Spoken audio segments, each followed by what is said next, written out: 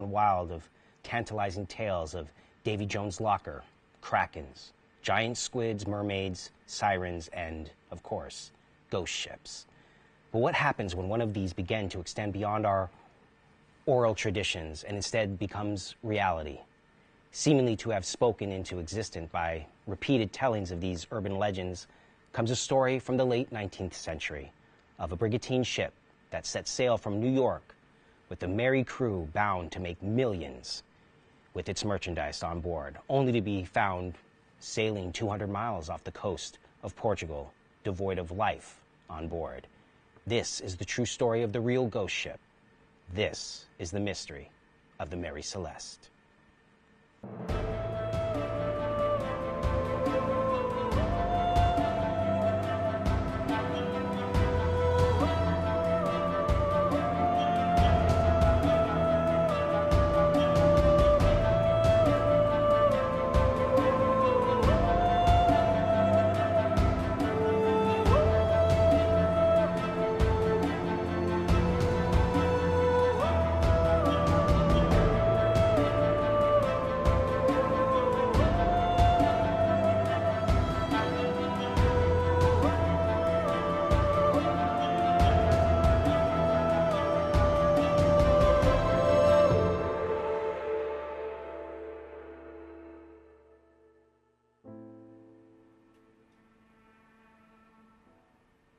Ahoy, wayward watchers of Washington.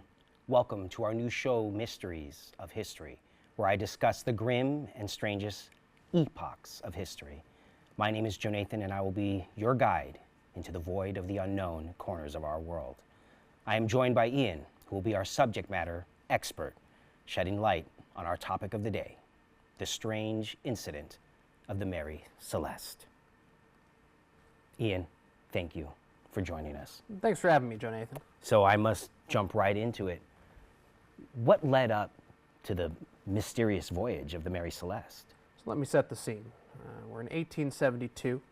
Right now they're phasing out a lot of these tall ships, a lot of these wooden ships for ironclad steamships. The Mary Celeste was going to be carrying about 1,700 barrels of denatured alcohol across the sea over to Genoa, Italy. And it was captained by a man named Benjamin Spooner Briggs. Now, his crew was made up of a couple of different people. His first mate was someone who he trusted a lot. He had worked with him before, solid military man. Second mate as well, also someone he had worked for, a family friend, actually. Actually, can you please elaborate on the Briggs family? What is the story behind the captain's family? Oh, yeah. Funny enough, his family, most of it, his immediate family, was actually on the ship. So we had Sarah Briggs, his wife, and Sophia Briggs, his daughter. Arthur Briggs was sent away to his grandparents during the voyage because he was very young at the time, and they didn't think it was appropriate to bring him on a sea voyage. Sarah Briggs was actually his cousin. Yeah, it was a lot more common back in the day, more inter-family marriage. But overall, they were a very happy family. Briggs wanted to make money on this voyage so that they could invest further and kind of avoid the sea life. He was kind of getting tired of the wandering life.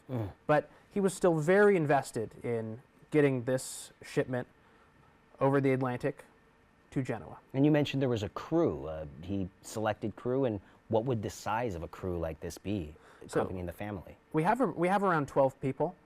Like I said, we had Briggs, his first mate, his second mate, and then a series of German sailors, all God-fearing men, all very trustworthy people. Everyone was tried and sea-tested. It was actually just a very well put together crew. And that's what makes this whole thing so strange. Everybody on board was bought, paid, and experienced. And they had a mission with this sail, this voyage, if you will. Yeah. So what was the cargo again? About 1,700 barrels of denatured alcohol. Now, some people say, this was a rumor that was going around at the time, that it would be used to fortify wines. Now, this isn't true, This is a very poisonous kind of industrial alcohol. So it was probably going to be used in more of an industrial capacity. But Briggs was going to make a killing on it, like a lot of money. And then he was going to take a shipment of fruit and vegetables over to New York, make more of a killing, invest that money. So the thing is with the cargo, there's some question that around that denatured alcohol. I'll get to later. Sounds like it's dangerous. Well, I mean, it can be, yeah. So, other than the cargo, there's discussion of like water in the hull. Did I read that correct when I was reading about this? Oh, at the time of salvage, yes. Ships back in the day on the course of voyage would take on a fair bit of water, especially wooden sailing ships. But they were equipped with powerful pumps to take the water out of the hull and make sure the ship stays afloat. And experienced sailors like these guys were, they had it down. So they weren't really worried about water in the hull at the time. But they left New York. Everything was perfectly in order. They actually were delayed a day on account of storm. But they made it out of the harbor perfectly fine. The harbor master in New York reported that there was no strange stowaways, nothing mysterious. It says, you mentioned they are heading to New York. Oh no, they're heading from New York. And where is this area, this region that you're talking about? You said it's off the coast of Portugal? So that's actually where the ship was discovered. That's part of the route. It was heading to Genoa, which is part of Italy. They were going to be sailing past, they would sail up a little bit north, past an island called St. Mary, down around the Iberian Peninsula, which is where Spain and Portugal are, and then down into the Mediterranean to get to Genoa. So I have to ask, this was discovered about 200 nautical miles off of that coast. Yeah. And there must have been like a crew or somebody discovering this. That's the mystery of this whole thing. The ship departed, full of crew, ready to make money, experienced, paid, but when it was discovered, there was nobody on board. Just the ship. No signs of struggle. Sounds like no signs of struggle, no signs of life. It truly is a very mysterious circumstance. So the ship that would find it, the De Gratia, it left a day after the Mary Celeste would leave. Again, another ship full of actually former Navy men, Civil War veterans. The captain, Flood, was extremely experienced in this, and the ship left a day after the Mary Celeste, and then came upon it, probably catching up to it eventually. And the De Gratia had how many people on board? And 7. 7 people on board. Yes, and that was kind of more of it was a smaller crew, but they were all pretty experienced. You can run a sailing ship with a kind of a very small crew if they know what they're doing. Wow.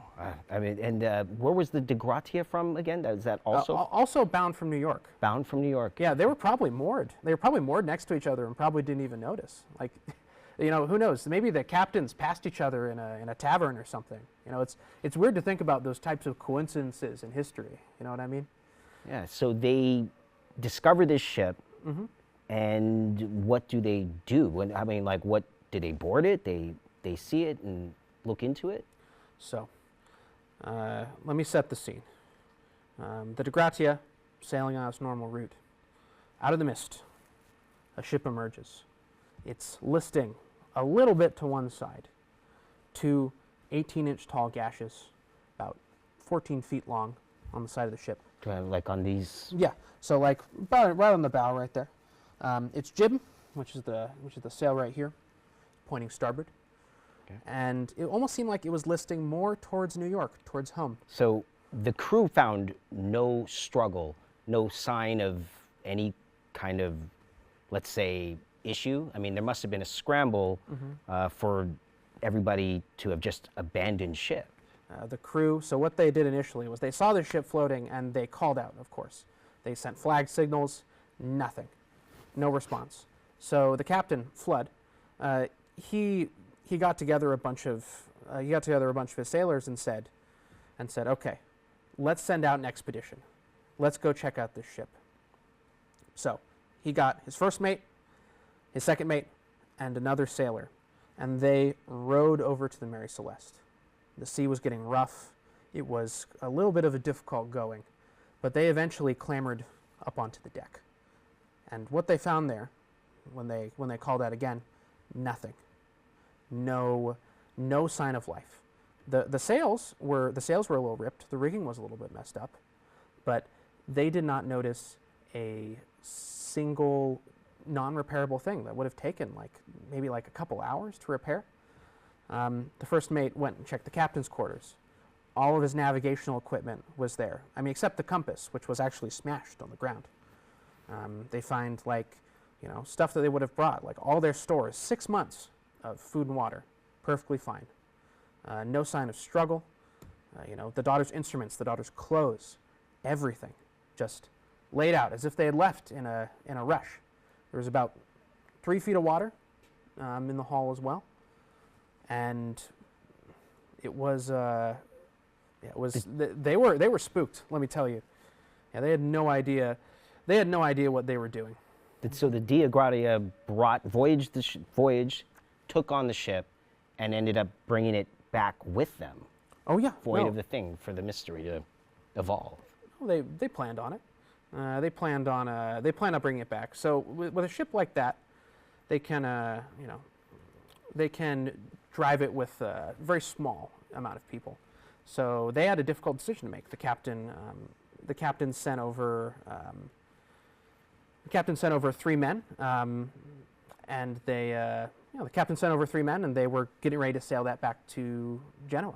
So they bring it back to Genoa and bring it back, and little did they know that there was going to be maybe some accusations of this. The public must have wanted to know what happened. Yes, but it seems like there were accusations when they arrived. Of course, it's a very mysterious thing to find a ship. A ship floating like that. We'll get back to that, but what the Good Samaritans of the Dia Grata were unaware of, though, is their decision to salvage the ghost ship would hurt them in the nightmare of their own, or hurl them into a nightmare of their own. They would be under suspicion of the deaths of the crew and men and women aboard the Mary Celeste. We'll be right back.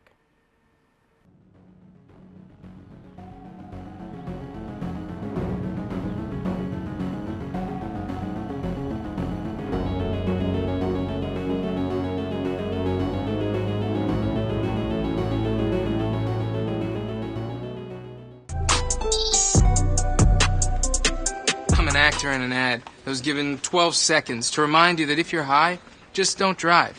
Because if you feel different, you drive different. It's illegal to drive high everywhere anyway.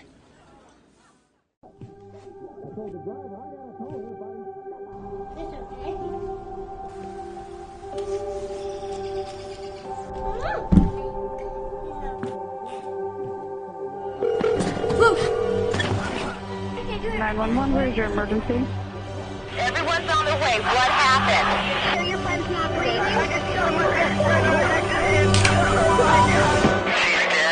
Please get my mom and dad. Oh my God! I don't think that many kids in my son's school even do it.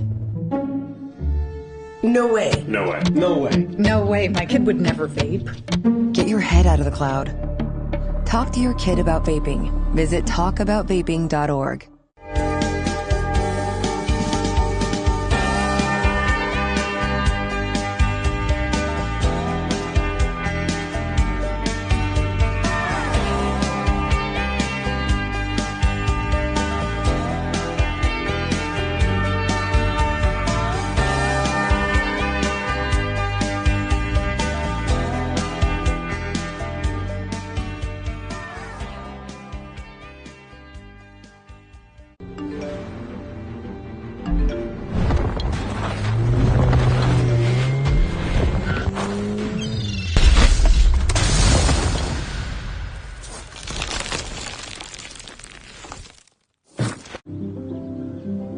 all deserve a place to call home. That's an American dream.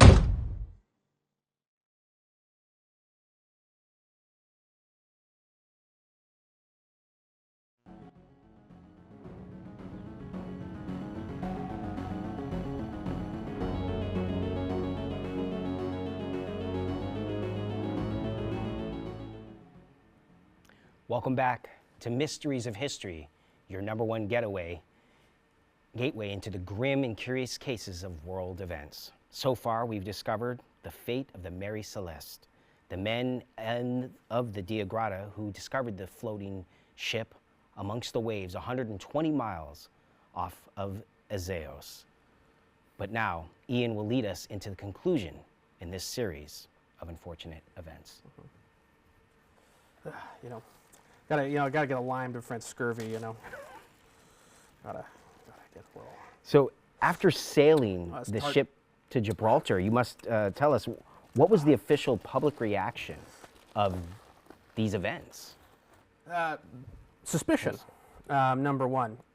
So there was actually an official court. Court case that was started around this. Of course, when they got back, immediately they suspected fraud, they suspected murder, they suspected mutiny, and then there was a royal investigation. Each of these sailors was put up in front of a Royal British Navy court and questioned. Originally, it was believed that they mutinied it, and then they salvaged it for the money. They believe that they might have been working with Benjamin Briggs, but there's a couple of problems with that theory.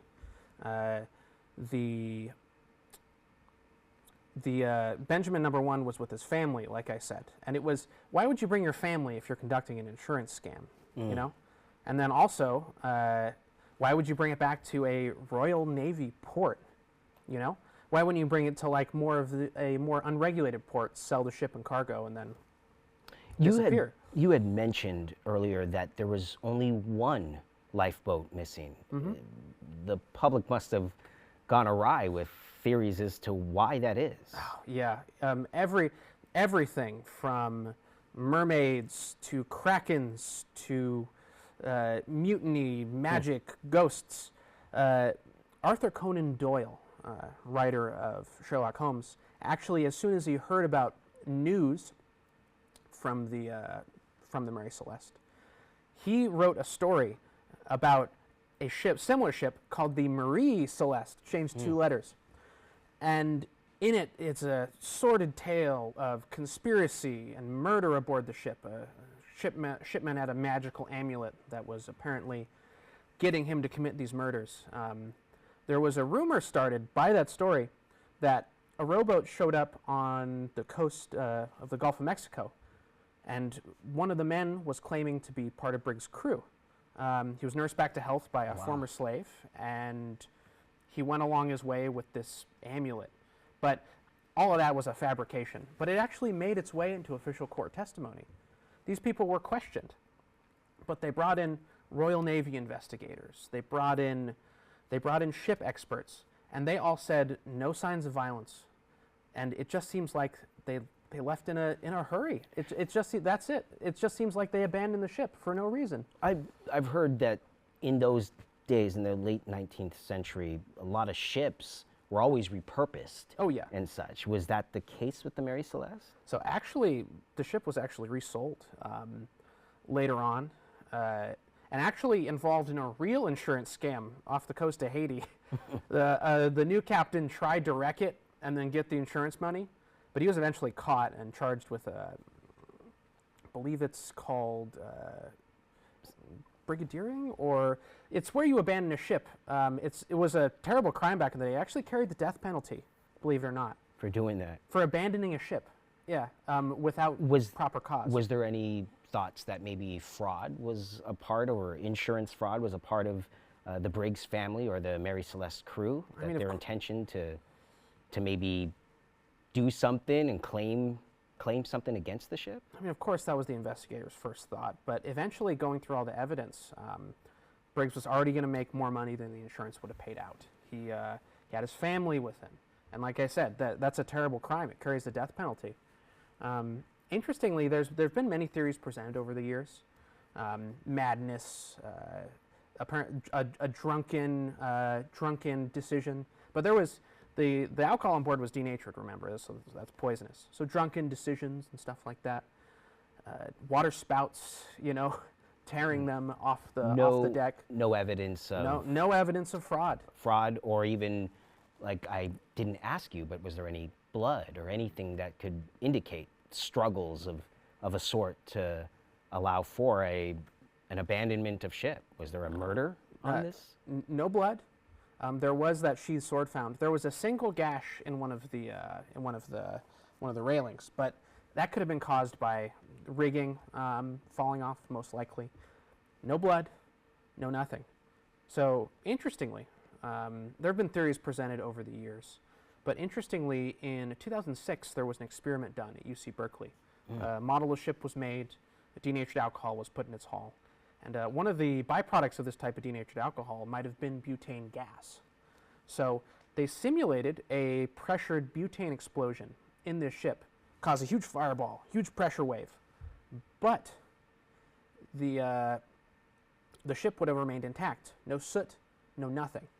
Now, fires at sea, explosions at sea, those are probably a sailor's worst nightmare, because there's nothing you can do to recover from that. And that could lead them to maybe abandon the ship. Yeah, in haste like that. Like, your ship's exploding. Like, my cargo's exploding, we need to get out of here. So that's the current, I guess, prevailing theory of this whole thing. But the investigation couldn't come up with any conclusive reason why they abandoned the ship. And it's still a mystery to this day. And it sounds like, this has a long-term effect and lasting impact on cultural significance as far as the mystery of it. So there's been, actually, believe it or not, 2 video games made about this. One of them, called Limbo of the Lost, was this insane creation by this Russian studio. They took the name of the Mary Celeste, the main character, Captain Spooner Briggs, and they turned it into this crazy puzzle game. It's surreal to look at. I mean, I encourage you to look it up sometime if you ever get time. There was an I Spy game as well. There were a couple movies and films made about the mystery of the Mary Celeste. Many documentaries, of course, on History Channels. But, there was actually a ghost ship found in 1955, a trawler, also in the Atlantic, completely devoid of crew. Everyone was gone. Everything was intact. I have to ask, as you are well versed in this, what are your thoughts on what happened to the Mary Celeste? It sounds like you have maybe even your own theories. Can you and your viewers keep a secret? I think it's aliens. Flat out. Really? Flat out. I mean, I think what happened was they drifted off course into the Bermuda Triangle. Boom. Abducted. All of them. Never to be seen again. I base this theory off nothing except my own feelings, but I am an expert. So that aliens, you're saying? Yes. And the significance of why the aliens would take them, do you have a theory as to that? Is it they were in the wrong place at the wrong time? Bermuda Triangle. Bermuda Triangle. Also the aliens, I don't know. Wrong place, wrong time, really. I mean, that's my personal opinion. Although the butane explosion one is probably the most realistic one. But, I'm an eccentric man, as you can tell by my dress, and my manner. But we always appreciate a man of mystery. Oh, of course. On our show. On the mysteries of history, yes. But this has continued to confound me to this day. All the research I've done, all the people I've talked to have, it's always a different explanation each time. And I think that's really what captivates people. Is to this day, I mean, we're never going to really find answers. We're never really going to figure out exactly what happened to this crew. All we have is hearsay and thoughts and theories. Even the captain's logbook, it went up to, I believe, November 24th, cut off, nothing else. And he left the logbook behind, which is not something you normally do. All of this is just captivating. Captivating. Yeah. Another captivating mystery, and you're always, taking us with this story into what seems to be a mystery that has confounded for a century of just urban legend, You said there's been stories written about this, video games made Yeah. about this. I mean, Limbo of the Lost especially is a really strange one. Actually, they stole most of the assets for the game from various. They stole assets from a game called Oblivion. They stole assets from a game called Crisis. They stole assets from a game called I believe it's another fantasy game. I'm forgetting the name right now, but truly mystery for the ages. Mystery for the ages. Well, thank you, Ian, for that. Thank you all, to all my fellow Laudeliers, for joining us on this mystery of history. This has been a production of the Broadcast Video Production Program at Bates Technical College. Be sure to like and subscribe to our future productions. And remember, folks, stay privy, stay curious, and remain inquisitive. I'm Joe Nathan, joined by Ian, and we all bid you fair winds and follow the seas. Farewell.